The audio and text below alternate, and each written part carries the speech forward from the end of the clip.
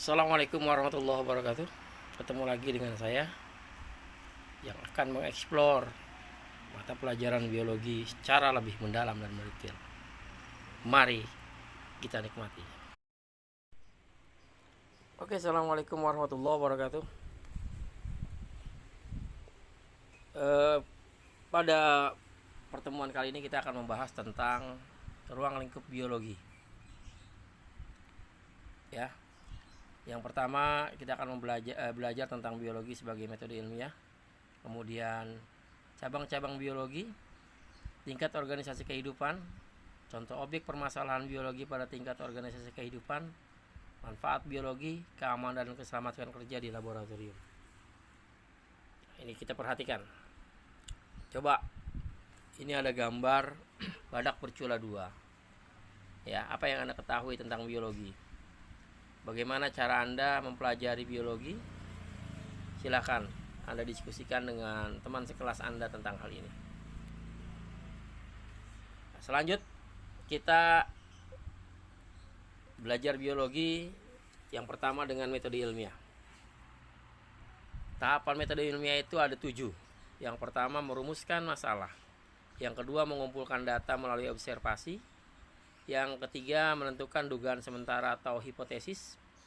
Yang keempat, melakukan penelitian atau eksperimen. Yang kelima, mengumpulkan data dari eksperimen. Yang keenam, menjawab pertanyaan yang dimasalahkan berdasarkan data yang diperoleh dalam eksperimen. Yang ketujuh, mengulang kembali eksperimen. Selanjutnya kita akan lihat cabang-cabang biologi. Cabang biologi yang didasarkan pada objek itu adalah botani, zoologi, mikrobiologi, dan virologi. Objeknya kalau botani adalah tumbuhan, zoologi hewan, mikrobiologi jasad ternik atau makhluk hidup yang sangat kecil, dan virologi tentang virus. Sedangkan cabang biologi yang didasarkan pada persoalan misalnya ekologi, toksikologi, taksonomi, biologi reproduksi, dan teratologi. Cabang-cabang biologi yang didasarkan pada tingkat organisasi kehidupan adalah sitologi, histologi, organologi, biologi populasi, biologi molekuler, dan genetika populasi. Cabang biologi terapan misalnya kedokteran, gizi, kesehatan, peternakan, perikanan, dan lain-lain. Nah, kita masuk ke tingkat organisasi kehidupan.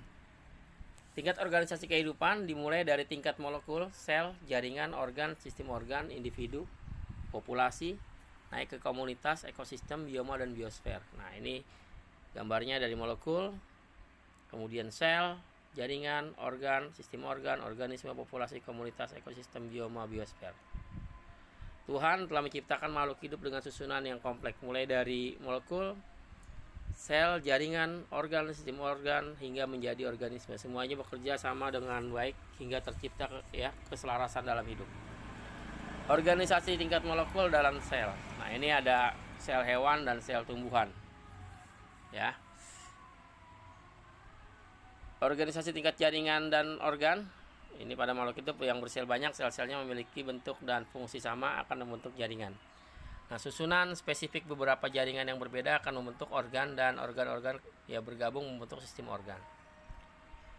Organisasi tingkat sistem organ, individu, populasi, dan komunitas. Ini untuk menjalankan fungsinya, suatu organ akan melibatkan organ-organ lain. Yang artinya antara organ yang satu dengan organ yang lain saling berhubungan dan saling memengaruhi sehingga membentuk sistem. Nah, ini misal sistem pencernaan, dimulai dari mulut sampai berakhir di anus. Nah, dalam satu ekosistem, setiap individu diartikan sebagai satuan makhluk hidup tunggal. Misalnya seekor ayam, seekor tikus, dan sebatang pohon pisang. Populasi adalah kumpulan dari individu sejenis yang secara bersama menempati suatu habitat yang sama pada waktu yang sama.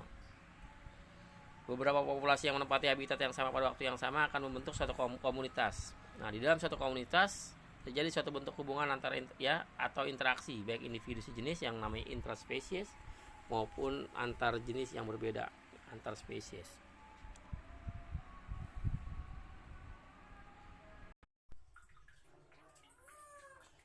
Ya, kita lanjut dengan organisasi tingkat ekosistem dan bioma. Ekosistem adalah hubungan yang saling memengaruhi antara komponen biotik, makhluk hidup, dan komponen abiotik yang dapat berupa air, udara, dan sebagainya. Pada hakikatnya, dalam organisasi kehidupan tingkat ekosistem terjadi proses simbiotik atau simbiosis, ada siklus materi dan siklus energi. Nah, faktor abiotik yang tidak dapat dipengaruhi oleh faktor biotik ini adalah iklim regional atau iklim suatu tempat di permukaan bumi. Kita misalnya iklim tropis itu tidak bisa dipengaruhi oleh faktor abiotik. Nah, iklim berkaitan dengan tata letak garis lintang atau latitude dan ketinggian dan dari permukaan laut atau altitude. Nah, berdasarkan letak terhadap garis lintang, bumi itu dibagi menjadi 4 daerah iklim. Yang pertama daerah iklim tropik. Ini berada di antara 23,5 lintang utara dan 23,5 lintang selatan. Yang kedua daerah iklim sedang atau subtropik. Ini berada di antara 23,5 derajat lintang utara dan 66 derajat lintang selatan. Yang ketiga daerah kutub. Ini berada pada garis lintang yang lebih dari 66 derajat. Yang terakhir ini daerah peralihan antara subtropik dan kutub. Nah, iklim ini sangat menentukan jenis biotik baik tumbuhan ataupun hewan yang mampu hidup di dalamnya. Nah, interaksi antara iklim, letak terhadap garis lintang, dan ketinggian ini membentuk berbagai macam ekosistem di darat yang disebut bioma. Nah, di permukaan bumi ini terdapat berbagai macam bioma, misalnya tundra, taiga atau thar, gurun, padang pasir, padang rumput, savana, hutan hujan tropis, dan hutan gugur deciduous. Nah, ini misalnya kita bisa lihat padang rumput, hutan hujan tropis, gurun, taiga, dan hutan gugur. Nah, sekarang contoh objek permasalahan biologi pada tingkat organisasi kehidupan. Salah satu cara mempelajari objek biologi dan fenomenanya dengan observasi. Kita lihat langsung seperti apa. Observasi apa sih? Ini adalah kemampuan untuk menggunakan panca indera atau tanpa ataupun dengan alat bantu untuk menemukan sejumlah fakta atau fenomena. Nah, ini lihat di gambar seorang guru yang sedang menjelaskan tentang satu fenomena alam kepada siswa-siswanya atau siswa dan siswinya. Yang selanjutnya adalah manfaat biologi. Banyak sekali manfaat yang dapat kita peroleh dengan mempelajari biologi. Antara lain dalam bidang pertanian, di mana ditemukan bibit unggul, peternakan, sama ternak-ternak yang bibit unggul. Kemudian kesehatan, ditemukannya seperti saat ini vaksin, ya, untuk industri dan lingkungan sama, ya, pengolahan limbah dan sebagainya. Nah, ini kita bisa lihat hasil-hasil dari manfaat biologi yang sudah ada dalam kehidupan kita. Ada domba yang menghasilkan wol yang terbaik, daging yang terbaik, susu yang terbaik, kemudian kecap sebagai hasil fermentasi dan juga keju, roti juga, ya. Kemudian ada vaksin. Nah, dalam mempelajari biologi kita akan berkenalan dan bersentuhan langsung dengan laboratorium. Nah, dalam laboratorium ini, ketika kita akan memasuki laboratorium, kita harus memperhatikan keamanan dan keselamatan kerja di laboratorium. Karena laboratorium bisa jadi adalah tempat yang berbahaya bagi orang yang tidak mengetahui bagaimana kerja atau belajar di dalam laboratorium itu tersendiri.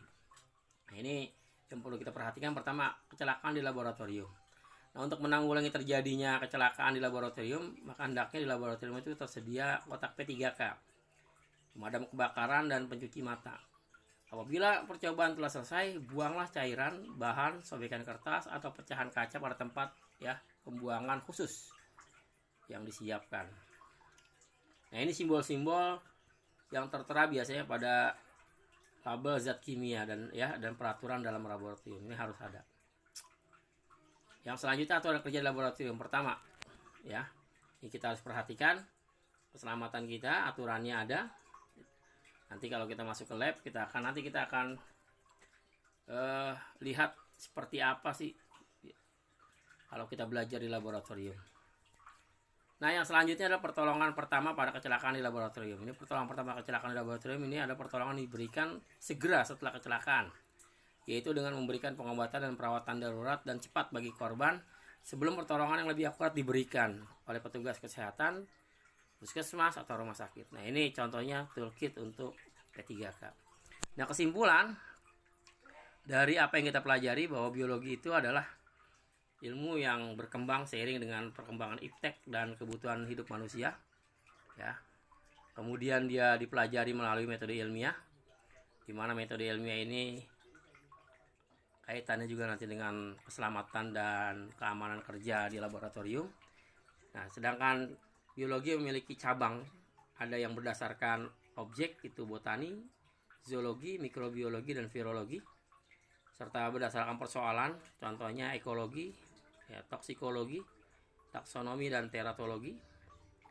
Tingkat kajian meliputi berbagai tingkatan, contohnya sitologi, histologi, fisiologi, organologi, biologi populasi, dan biologi molekuler. Nah, tingkatan organisasi kehidupan itu dimulai dari tingkat yang paling dasar, molekul, itu akan membentuk sel. Kemudian sel akan menyusun jaringan, sel yang sama membentuk satu jaringan. Nah, jaringan akan menyusun organ, organ menyusun sistem organ menyusun organisme, organisme yang sama menempati waktu dan tempat yang sama namakan populasi. Nah, populasi, berbagai macam populasi itu akan menyusun komunitas, kemudian kumpulan dari beberapa komunitas atau berbagai komunitas itu menyusun ekosistem. Kumpulan dari berbagai macam ekosistem ya menyusun bioma, dan yang terakhir dari berbagai macam bioma itu menyusun biosfer atau bumi kita. Nah, manfaatnya biologi dalam bidang pertanian banyak ditemukan bibit unggul, dalam peternakan juga demikian. Kesehatan dan kedokteran banyak ya ditemukannya obat, vaksin, dan lain sebagainya. Industri makanan sama.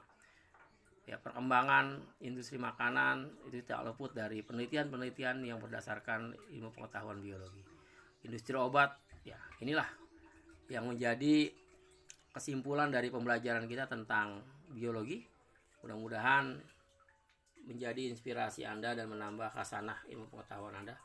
Sampai ketemu lagi di pertemuan yang akan datang dengan pembahasan yang berbeda. Terima kasih.